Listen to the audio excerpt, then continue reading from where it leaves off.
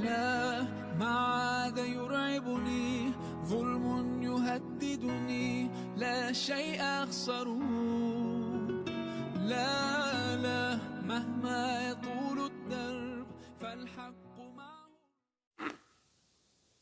Assalamualaikum warahmatullahi wabarakatuh. Innal hamdalillah nahmaduhu wa nasta'inuhu wa nastaghfiruh wa na'udzu billahi min syururi anfusina wa min sayyiati a'malina. May yahdihillahu fala mudhillalah wa may yudlilhu fala hadiyalah.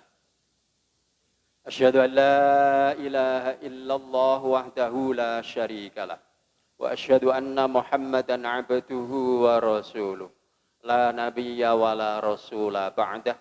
Allahumma shalli ala Muhammadin wa ala alihi wa ashabihi ajma'in. Qala Allah ta'ala fi kitabil karim wa huwa asdaqul qailin. A'udzu billahi minasyaitonir rajim. Bismillahirrahmanirrahim.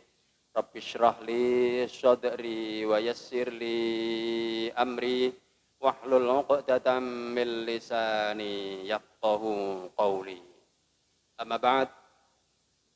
Ya ayyuhal hadirun wal hadirat rahimakumullah, ibu-ibu, bapak-bapak, saudara-saudara jamaah salat maghrib Masjid Al-Azhar Muhammadiyah cabang Lamongan, mudah-mudahan kita semua dirahmati oleh Allah. Tidak lupa kepada Bapak Ketua Pimpinan Cabang Muhammadiyah Lamongan beserta jajarannya, kepada Bapak Ketua Takmir beserta jajarannya, dan para jamaah sekalian yang hadir pada malam hari ini. Mudah-mudahan Allah memberikan rahmat kepada kita semua. Pertama, marilah kita bersyukur kepada Allah, mensyukuri segala nikmat yang telah dilimpahkan Allah kepada kita. Utamanya adalah nikmat iman dan Islam, nikmat sehat dan kesempatan. Nikmat-nikmat itulah yang meringankan langkah kita menuju masjid ini untuk melaksanakan ketaatan kepada Allah Subhanahu wa Ta'ala. Di antaranya adalah melaksanakan salat maghrib secara berjamaah, kemudian dilanjutkan dengan tafaqquh fiddin.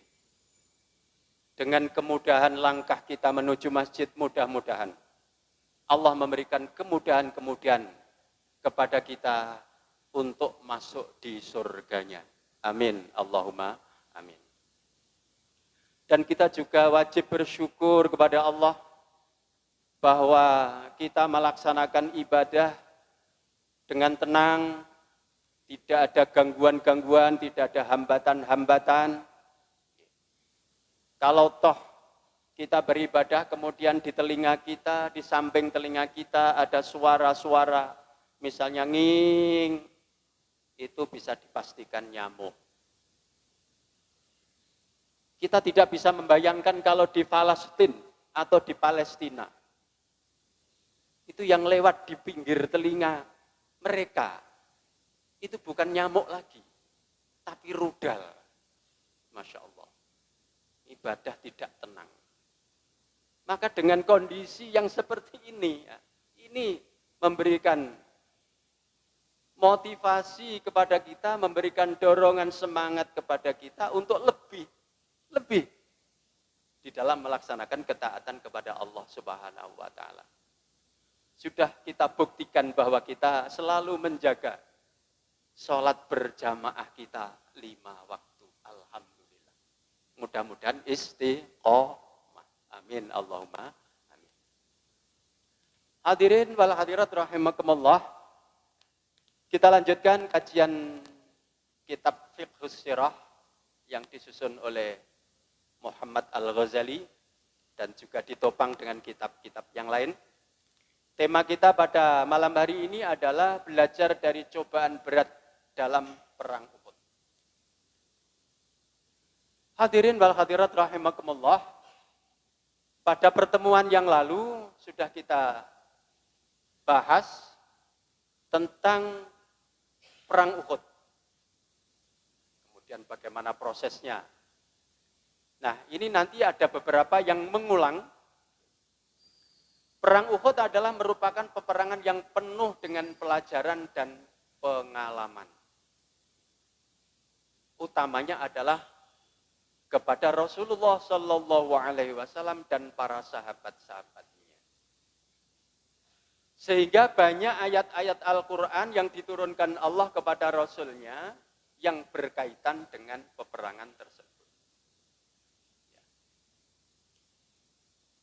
Perang Uhud juga merupakan peperangan yang sangat berkesan di dalam jiwa Rasulullah Shallallahu Alaihi Wasallam.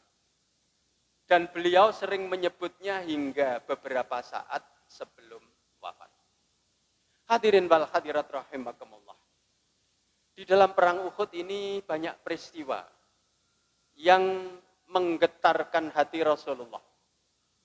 Yang menimbulkan rasa khawatir pada hati Rasulullah Sallallahu Alaihi Wasallam. Peperangan Uhud sesungguhnya merupakan ujian, merupakan ujian yang amat berat bagi setiap orang yang beriman. Untuk diketahui dengan jelas sejauh mana kemurnian akidah dan kekuatan imannya. Jadi orang yang beriman itu pun diuji. Karena orang yang beriman itu tidak sama. Kualitasnya berbeda-beda. Tingkatannya berbeda-beda. Ada yang sampai tingkatannya itu ya kelas tinggi. Ada yang kelas menengah, kemudian ada yang kelas rendah. Tidak kelas berat, kelas menengah, kelas bantam, tidak tinju. Tingkatan iman.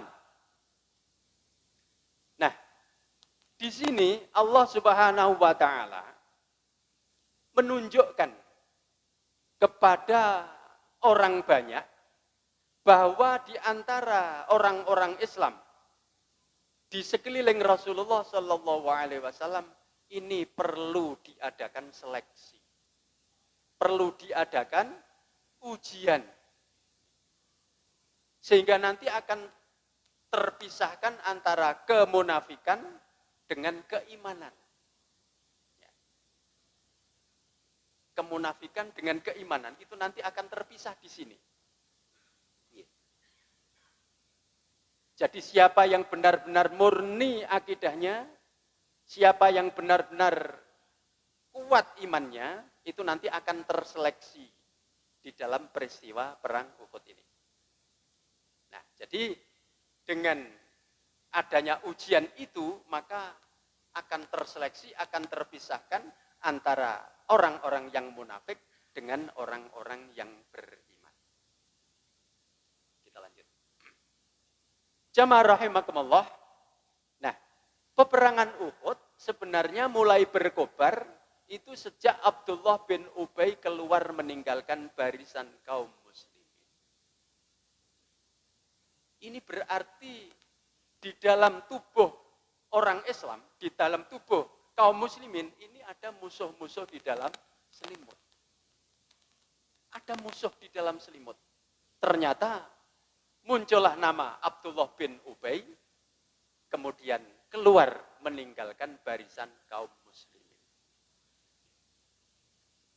Nah, tindakannya itu memberikan isyarat tentang sikapnya yang meremehkan hari depan Islam.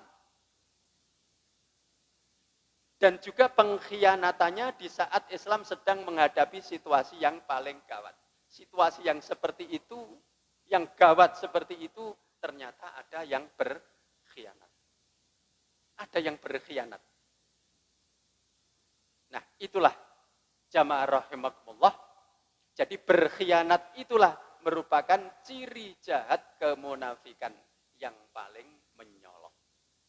Nah, maka sampai Rasulullah bersabda, ayatul munafiqi salatun. Tanda-tanda orang munafik, al-munafik itu berarti isim fa'il.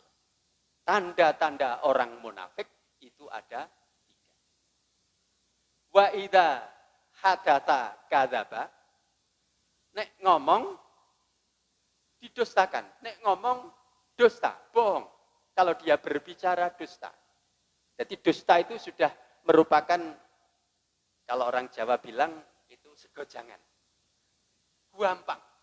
Segojangan itu berarti guampang. Jadi ngomong itu, engkau masa dibohongi itu, gak masalah. Tidak masalah bagi lu.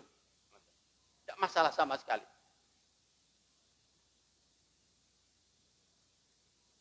Kemudian apabila berjanji, diingkari. Wa idza wa'ada akhlafa. Kemudian wa idza tumina khana. Dan apabila dia diberikan kepercayaan maka berkhianat. Nah, inilah pengkhianatan yang dilakukan oleh Abdullah bin Ubay dengan jalan keluar meninggalkan barisan kaum muslimin. Itu merupakan ciri jahat daripada kemunafikan yang paling menyolok. Hadirin wal hadirat rahimakumullah. Nah, kita mengulang peristiwa perang Uhud. Bahwa setelah beliau keluar dengan membawa beliau Rasulullah Shallallahu Alaihi Wasallam keluar dengan membawa pasukan dengan berkekuatan 1.000 orang menuju ke pegunungan Uhud. Maka sebelum tiba di tempat itu masih di tengah perjalanan, maka Abdullah bin Ubay mengundurkan diri. Coba, kekuatannya hanya 1.000. Kemudian Abdullah bin Ubay mengundurkan diri. Dan itu tidak sendirian. Dia memprovokasi kepada teman-temannya. Sehingga kurang lebih sekitar 1/3 pasukan itu bersama-sama Abdullah bin Ubay untuk mengundurkan diri. Kita bayangkan. Kalau pasukan itu jumlahnya 1.000, kemudian yang 1/3 itu belot, pulang ke Madinah, tidak jadi ikut bersama-sama Rasulullah, maka tinggal 2/3. Tinggal 2/3 kekuatan kaum muslimin. Itulah Abdullah bin Ubay. Ini seorang tokoh munafik yang dulu memang ketika Rasulullah Shallallahu Alaihi Wasallam belum hijrah ke Madinah, maka Abdullah bin Ubay ini sudah hampir lantiknya, kalau bahasa sekarang mungkin dilantik menjadi pemimpin Madinah, menjadi penguasa Madinah. Tapi setelah Rasulullah Shallallahu Alaihi Wasallam hijrah ke Madinah, maka berbalik sudah. Perhatian tidak kepada Abdullah bin Ubay, tapi kepada Rasulullah Shallallahu Alaihi Wasallam. Maka itu termasuk barisan sakit hati. Barisan sakit hati itu. Gak sido dilantik. 1/3 pasukan hilang. Nah, kemudian apa alasannya? Alasannya, Abdullah bin Ubay mengatakan, kami tidak tahu mengapa kami harus membunuh diri sendiri. Nah, ini watak-wataknya pengecut. Jadi berangkat perang itu dianggap bunuh diri. Begitu. Dianggap bunuh diri. Ini alasan yang pertama. Alasan yang kedua adalah karena Rasulullah Shallallahu Alaihi Wasallam tidak menerima usul Abdullah bin Ubay, tapi Rasulullah menerima usul para pemuda-pemuda. Jadi usulnya Abdullah bin Ubay itu tidak diterima oleh Rasulullah Shallallahu Alaihi Wasallam. Nah, itulah jamaah rahimakumullah. Nah, ketika melihat Abdullah bin Ubay itu balelo dan kawan-kawannya sekitar 1/3 daripada pasukan, mereka mengundurkan diri, maka ada yang memberikan nasihat. Yang memberikan nasihat itu adalah Abdullah bin Haram. Abdullah bin Haram itu adalah ayah dari Jabir bin Abdullah. Ini memberi nasihat kepada Abdullah bin Ubay. Jadi, supaya niatnya untuk pulang lagi ke Madinah itu dikecam oleh Abdullah bin Haram. Apa yang diucapkan oleh Abdullah bin Haram? Yang diucapkan oleh Abdullah bin Haram adalah, kalau mereka itu tidak mau berperang karena iman kepada Allah dan hari akhir. Ini sebagai landasan. sebagai landasannya. Jadi berperang itu adalah karena keimanan kepada Allah dan hari akhir. Iman kepada Allah karena perang itu adalah perintah Allah untuk mempertahankan agama, untuk mempertahankan jiwa, dan hari akhir itu nanti adalah Allah akan memberikan balasan. Akan diberikan balasan kepada orang-orang yang ikut berjihad. Diberikan balasan. Maka sebagai motivasinya, sebagai dasarnya adalah iman kepada Allah dan hari kiamat dan hari akhir. Percaya kepada hari akhir, iman kepada hari akhir, pengertian yang lainnya adalah bahwa semua itu ada akhirnya. Semua ada akhirnya. Umur ada akhirnya. Kekayaan ada akhirnya. Jabatan ada akhirnya. Pangkat juga ada akhirnya. Maka pangkat yang tertinggi adalah pensiun. Pangkat tertinggi pensiun. Jabatan yang paling tinggi adalah almarhum. Jamaah. Jabatan yang paling tinggi itu almarhum. Kalau sudah almarhum sudah tidak ada jabatan yang paling tinggi lagi. Almarhum. Tapi semuanya disebut almarhum. Padahal almarhum itu maknanya adalah yang disayangi, yang dirahmati. Siapa yang menyayangi dan merahmati? Allah. Siapa yang dirahmati dan disayangi Allah? Tentunya adalah hamba-hambanya yang taat kepadanya. Orang yang tidak taat kepada Allah juga disebut almarhum. Sudah kadung salah kaprah.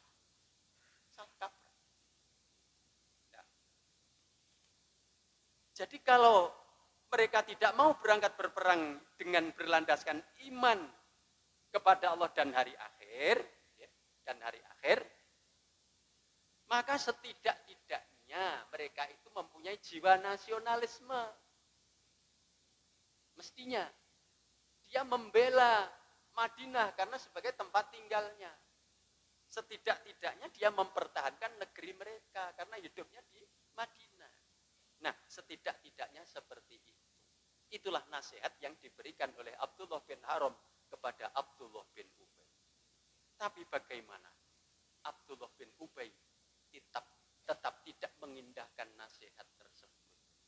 Nah, itulah. Karena memang Allah menunjukkan bahwa itulah sebenarnya sifat-sifat orang yang munafik. Asalnya tidak tahu, orang-orang tidak tahu, para sahabat tidak tahu.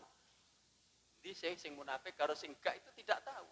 Tapi dengan kejadian ini maka kelihatan, nampak orang munafik itu. Nah, cirinya jelas, pengecut. Yang kedua di situ adalah berkhianat. Berkhianat. Berjanji ingin berangkat bersama-sama Rasulullah, tapi dia berkhianat. Ya, itulah. Maka para jamaah rahimakumullah, sehubungan dengan peristiwa tersebut, maka Allah menurunkan firman-Nya, yaitu di dalam surah Ali Imran ayat 167. Ali Imran 167. Bukan Al Imran loh, ya. Bukan Al Imran, tapi Ali Imran. Ali Imran itu artinya keluarga. Alu itu artinya keluarga. Bukan Al. Firman Allah yang diturunkan adalah a'udzubillahi minasyaitonirrajim. Ini tidak saya tayangkan. Waliya'lamal ladzina nafaqu wa qila lahum ta'alau qalu fi sabilillahi awidfa'u. Qalu law na'lamu qitalan lattaba'nakum. Hum lil kufri yawma idzin aqrabu minhum lil iman. Yaquluna bi afwahihim ma laysa fi qulubihim wallahu a'lamu bima yaktumun. Sungguhlah Allah telah mengetahui dengan sejelas-jelasnya. Ya Allah yang tahu memang. Yang mengetahui sifat-sifat, karakter, ciri-ciri orang-orang munafik. Itu Allah yang mengetahui. Maka ditunjukkan Allah yang mengetahui ditunjukkan kepada Rasulullah melalui malaikat Jibril. Melalui wahyu yang dibawa oleh malaikat Jibril. Maka orang munafik itu sangat benci kepada malaikat Jibril. Mergo karakternya diketahui. Karena yang menunjukkan Allah. Sungguhlah Allah telah mengetahui dengan sejelas-jelasnya dan untuk menguji orang-orang yang munafik. Kepada mereka dikatakan, kepada orang-orang munafik, marilah berperang di jalan Allah atau pertahankanlah dirimu. Jadi tadi berperang di jalan Allah itu landasannya adalah iman kepada Allah dan hari akhir. Atau untuk mempertahankan diri, mempertahankan tanah air. Nah, tadi. Tapi mereka berkata, sekiranya kami mengetahui bagaimana cara berperang, tentulah kami mengikuti kamu. Mereka pada hari itu lebih dekat kepada kekafiran daripada keimanan. Karena tadi Abdullah bin Ubay itu keluar dari barisan, nah maka mereka itu nampak bahwa mereka itu adalah lebih dekat kepada kekafiran daripada keimanan. Balelo, keluar dari barisan. Mereka mengatakan dengan mulutnya apa yang tidak sesuai dengan isi hatinya. Itu orang munafik. Jadi apa yang diucapkan dengan hatinya tidak cocok, tidak sesuai. Ucapannya A, dalam hatinya itu B. Aku yo gak apa-apa melok sampean, tapi hatinya enggak. Begitu. Nah, inilah. Dan Allah lebih mengetahui apa yang mereka sembunyikan. Allah lebih mengetahui apa yang ada di dalam hati mereka. Nah, jamaah rahimakumullah, di dalam ayat tadi ada ucapan lau na'lamu qitalan lattaba'nakum. Sekiranya kami mengetahui bagaimana cara berperang, tentulah kami mengikuti kamu. Sebenarnya ucapan ini ditujukan kepada Rasulullah Shallallahu Alaihi Wasallam dan sahabat-sahabatnya sebagai ejaan. Jadi mereka Abdullah bin Ubay dan kawan-kawan itu mengejek Rasulullah. Karena mereka Abdullah bin Ubay dan kawan-kawan itu menganggap Rasulullah itu tidak ngerti strategi berperang. Lah ya wong jumlahe karek apa itu 2/3 kok sih berangkat aja. Berangkat ya padha karo bunuh diri, mati konyol. Orang mati syahid, mati sangit. Sing mati sangit itu ya ikan asap. Ikan asap di sangit. Dianggap tidak tahu strategi berperang, mestinya jumlahnya titik ya mundur, ya mulai meneh, gitu. Siap-siap mana? Enggak. Rasulullah sudah berketetapan hati untuk terus berangkat, melaksanakan perintah Allah. Nah, itu ejaan oleh Abdullah bin Ubay dan kawan-kawan yang ditujukan kepada Rasulullah Shallallahu Alaihi Wasallam beserta para sahabat.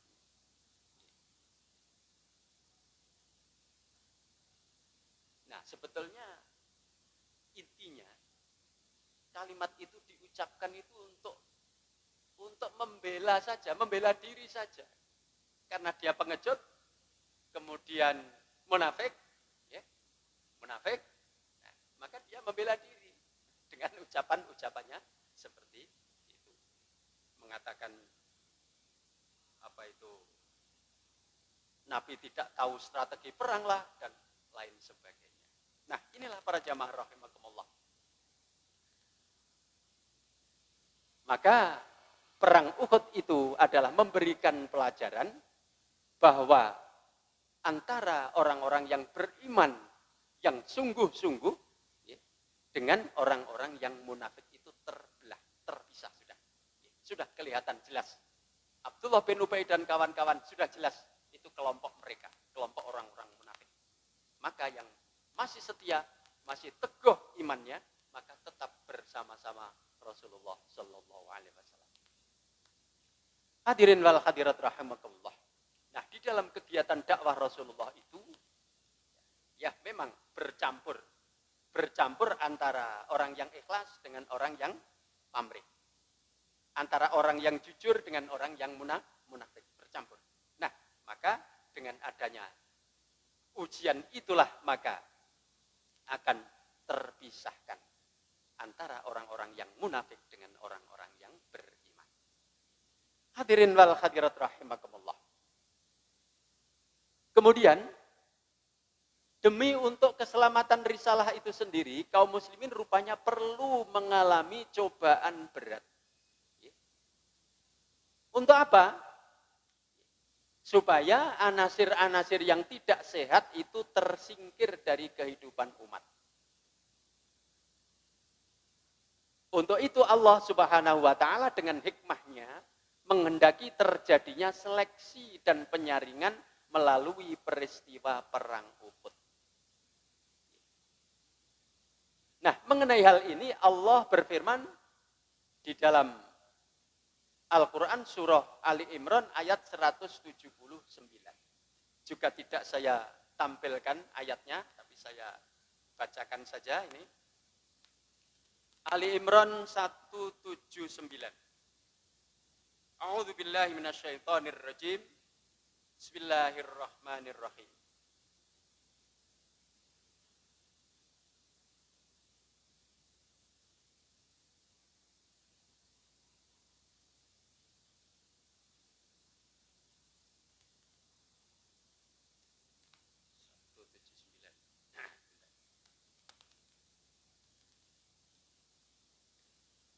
Maka Allahu liyadharal mu'minina ala ma antum alaihi hatta yamizal khabitha minat thayyib wa ma kana Allahu liyudhali'akum 'alal ghaibi walakinnallaha yajtabi mir rusulihi may yasha fa aminu billahi wa rusulihi wa in tu'minu wa tattaqu falakum ajrun 'adzim.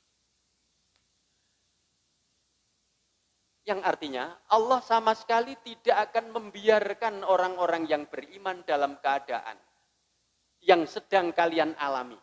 Sampai Allah memisahkan yang jahat yaitu orang-orang munafik dari yang baik. Yaitu orang-orang yang beriman. Dan Allah pun tidak akan memperlihatkan hal-hal yang gaib itu kepada kalian. Nah, inilah jamaah rahimakumullah. Jadi dengan ujian itu maka Allah memisahkan antara orang-orang yang munafik dengan orang-orang yang beriman. Jadi orang beriman itu tidak bisa hanya mengaku-ngaku saja. Tapi tentunya harus melalui ujian, harus melalui seleksi. Nah, kalau sudah melalui seleksi baru kelihatan. Kemudian selanjutnya, sifat pengecut dan mudah menciderai. Salah ucap. Menciderai janji itulah yang mengungkapkan isi hati orang-orang yang munafik. Dengan sifat-sifat seperti itu mereka memperlihatkan belangnya sendiri kepada orang lain sebelum nanti memperlihatkannya di hadapan Allah kelak. Jadi orang-orang yang munafik itu dengan peristiwa itu maka dia menunjukkan boroknya diri sendiri. Kelihatan sudah. Jadi mereka sudah nampak, sudah jelas bahwa mereka adalah orang-orang yang mengkhianati apa yang telah dijanjikan kepada Rasulullah SAW untuk bersama-sama. Manakala kaum munafik telah disingkirkan, maka iman yang mendarah daging tetap berada di dalam perlindungan yang kokoh. Nah, maka di dalam perang Uhud, anasir-anasir yang bersih tercermin dengan jelas pada serangan tahap pertama yang berhasil. Jamaah rahimahullah. Jadi jangan dibayangkan atau jangan dipahami bahwa perang Uhud itu kalah total, itu tidak. Sebetulnya pada tahap pertama perang Uhud itu menang. Jadi Rasulullah itu menang sebetulnya pada tahap yang pertama. Karena 50 orang yang sudah diwanti-wanti oleh Rasulullah yang berada di atas bukit, yang backingnya adalah bukit, itu harus tetap teguh pendirian, jangan sampai tergiur. Nek ana wong sing gugur aja ditolong. Kalau ada harta rampasan, jangan diambil. Kamu harus tetap setia untuk menjalankan tugas. Nah itulah, itu pesan daripada Rasulullah SAW. Tapi ternyata mereka diuji keimanannya. Diuji keimanannya oleh Allah. Diuji dengan apa? Diuji dengan dikira sudah banyak yang gugur itu sudah menang. Dianggap sudah menang umat Islam itu. Padahal itu belum. Kemudian ada harta rampasan yang berserakan, itu dia ingin mengambil. Karena ada beberapa yang mengambil. Maka pasukan pemanah ini juga berusaha turun ingin mengambil. Itulah kesalahannya. Mereka tidak setia kepada Rasulullah Sallallahu Alaihi Wasallam. Dia mengingkari apa yang sudah diperintahkan oleh Rasulullah. Berarti itu adalah merupakan kesalahan mereka sendiri. Dia mengkhianati perintah Rasulullah Sallallahu Alaihi Wasallam. Jadi pertama itu menang, jadi tidak kalah. Tapi karena itulah ada yang berkhianat, maka akhirnya berbalik situasi. Karena pasukan pemanah itu turun, maka pasukan yang dibawa, pasukan berkuda yang dibawa, yang dikomandani oleh Khalid bin Walid berputar naik ke atas, maka itulah akhirnya terjadi sampai Rasulullah SAW gigi beliau itu ada yang patah sampai begitu, sehingga ada 70 syuhada, ada 70 sahabat yang mati syahid. Hadirin wal hadirat rahimakumullah. Nah, orang-orang yang beriman yang menulis sejarahnya dengan darahnya sendiri, yang dengan kebulatan tekad terjun ke dalam kancah peperangan. Jadi orang-orang yang mati syahid itu adalah menorehkan catatan sejarah dengan tinta darahnya. Dengan tinta darahnya. Sudah tidak ada rasa takut, tidak ada rasa khawatir. Mereka itulah yang sesungguhnya telah memancangkan tonggak hari depan Islam di muka bumi. Dengan orang-orang yang mempunyai militansi yang tinggi itulah, maka Islam menjadi tegak. Mereka tidak takut mati. Kalau sekiranya gugur di jalan Allah, maka Allah pasti akan memberikan ampunan dan rahmatnya. Sebagaimana firman-Nya yang artinya, dan sungguh sekiranya kamu gugur di jalan Allah atau mati, sungguh pastilah ampunan Allah dan rahmatnya. Lebih baik bagimu daripada hanya sekedar harta rampasan yang mereka kumpulkan. Tidak ada artinya harta rampasan itu berapa nilainya dibandingkan dengan ampunan dan rahmat Allah. Ini surah Ali Imran ayat 157. Dan firman Allah lagi, dan jangan sekali-kali kamu mengira bahwa orang-orang yang gugur di jalan Allah itu mati. Sebenarnya mereka hidup di sisi Tuhannya. Mereka itu tetap hidup di sisi Allah. Dan mereka mendapatkan rizki dari Allah Subhanahu wa ta'ala. Itu orang-orang yang gugur di medan laga. Maka orang-orang, para sahabat Rasulullah, itu sudah, yang namanya mati itu sudah dianggap enteng, dianggap ringan. Malah sahabat-sahabat yang utama itu ingin mati dalam medan perang. Seperti Ali bin Abi Thalib. Itu ingin mati di medan perang. Tapi Allah tidak mentakdirkannya. Umar bin Khattab juga ingin mati, tapi juga tidak ditakdirkan oleh Allah. Utsman bin Affan juga tidak. Abu Bakar juga tidak. Karena itu memang orang-orang yang dipersiapkan oleh Allah, yang nanti akan meneruskan estafet perjuangan Rasulullah Sallallahu Alaihi Wasallam. Maka setelah Rasulullah, maka muncullah Al-Khulafaur Rasyidin. Jamaah rahimakumullah. Sebuah riwayat mengisahkan bahwa seorang muslim bernama Amr bin Al-Jumuh itu pincang kakinya sebelah. Tapi semangatnya luar biasa. Ia mempunyai 4 orang anak lelaki yang selalu menyertai Rasulullah Shallallahu Alaihi Wasallam di dalam peperangan. 4 orang anaknya itu keempat-empatnya selalu menyertai Rasulullah. Hebat, betul. Tidak seperti Abdullah bin Ubay tadi takut mati kemudian pulang. Ketika beliau hendak berangkat ke Uhud, maksudnya ketika beliau Rasulullah Shallallahu Alaihi Wasallam hendak berangkat ke Uhud, maka Amr bin Al-Jumuh ingin turut berangkat. Tetapi 4 orang anak lelakinya itu menyarankan, sarannya adalah Allah mengizinkan ayah absen dalam peperangan. Walaupun ayah tetap tinggal di rumah, toh kami berempat ini cukup mewakilinya. Gak oleh kalian putranya, gak oleh melok berangkat. Cukup diwakili anaknya yang berjumlah 4 itu. Allah telah membebaskan ayah dari kewajiban berperang di jalan Allah. Anaknya juga menyadari bahwa ayahnya itu pincang kakinya sebelah. Maka Amr tidak bisa menerima saran anak-anaknya itu. Tidak mau terima. Jadi disarankan seperti itu tidak menerima. Kemudian ia pergi menghadap Rasulullah Shallallahu Alaihi Wasallam. Kemudian berkata, "Ya Rasulullah, anak-anakku melarang aku turut berperang bersama engkau. Demi Allah, aku sungguh ingin mati syahid agar kakiku yang pincang ini dapat menginjak surga."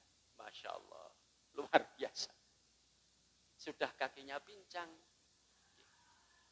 tidak ada takut-takutnya. Ingin mati syahid di medan peperangan. Apa yang dibayangkan, apa yang diharapkan adalah surga Allah Subhanahu wa Ta'ala. Karena jaminan orang yang mati syahid itu adalah surga. Darahnya besok itu harum. Darahnya orang yang mati syahid itu harum. Sebagaimana bau mulutnya orang yang berpuasa itu besok juga harum. Ketika yaumul qiyamah. Jadi kalau ada bau harum dari mulut, oh itu berarti dari jamaah Masjid Al-Azhar yang puasa-puasa itu. Insya Allah. Insya Allah. Kemudian darah mereka-mereka yang mati syahid itu juga harum. Lebih harum daripada minyak kasturi. Lebih harum. Sekarang minyak yang paling harum itu minyak nopo paling harum. Kula mboten semerep. Minyak yang paling harum, tapi ibu-ibu paling yang tahu. Minyak yang paling harum. Itu nanti masih kalah dengan harumnya bau mulut orang yang berpuasa dan juga bau darahnya orang yang berjihad fisabilillah. Ya. Itu, makanya itu motivasi yang luar biasa. Kemudian Rasulullah menjawab, sebenarnya engkau telah dibebaskan dari kewajiban berperang di jalan Allah olehnya. Jadi diberikan kebebasan, dia itu pincang. Jadi bebas, gak berangkat perang, gak apa-apa, begitu. Tapi kemudian beliau bersabda kepada anak-anak Amr tadi. Wahai anak-anak Amr, mengapa kalian tidak membiarkan ayahmu untuk ikut berperang? Habis Rasulullah bersabda bahwa Amr itu tadi wis dibebasno gak melok perang gak apa-apa, tapi ini bahasa-bahasa yang sangat halus ya, yang dicontohkan oleh Rasulullah Sallallahu Alaihi Wasallam. Ketoke nyegah tapi ngongkon, ketoke kaya larang tapi itu ya memerintahkan. Napa kok mbok larang begitu? Kenapa orang tuamu kok mbok larang mengikuti perang dan dia ingin mati syahid?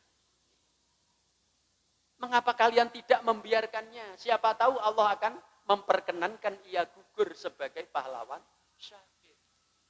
Karena itu yang diharap-harapkan oleh para pejuang-pejuang muslim itu. Yang diharapkan adalah mati syahid. Bukan berangkat perang di barisan depan, tapi kalau sudah terjun di hadapan musuh, mundur ke belakang. golek nggon sing paling aman. Tidak seperti itu. Tekadnya tetap membaca. Akhirnya Amir bin Al-Jumuh berangkat menyertai Rasulullah Shallallahu Alaihi Wasallam menuju medan perang Uhud. Ya mungkin bisa dibayangkan ya, kalau kakinya pincang ya mungkin menurut logika kita ya tidak lincah, ya mudah kena serangan musuh. Beda dengan Ali bin Abi Thalib. Ali bin Abi Thalib itu luar biasa, lincah. Jadi seperti angin ya, ditebas ini orang kenekno. Nah, kemudian akhirnya Amr bin Al-Jumuh itu gugur sebagai pahlawan syahid, sebagaimana yang diidam-idamkan oleh dia, yaitu Amr bin Al-Jumuh. Nah, ini berdasarkan hadis dari Abu Qatadah, setelah ditelusuri sanadnya adalah sahih oleh Syekh Al-Albani. Demikian, mudah-mudahan sedikit ini bisa memberikan manfaat kepada kita, bisa menambah ilmu kita, dan untuk bisa menambah tafaqquh fid din kita. Aqulu qouli hadza fastaghfiruh innahu huwal ghafurur rahim. Wassalamualaikum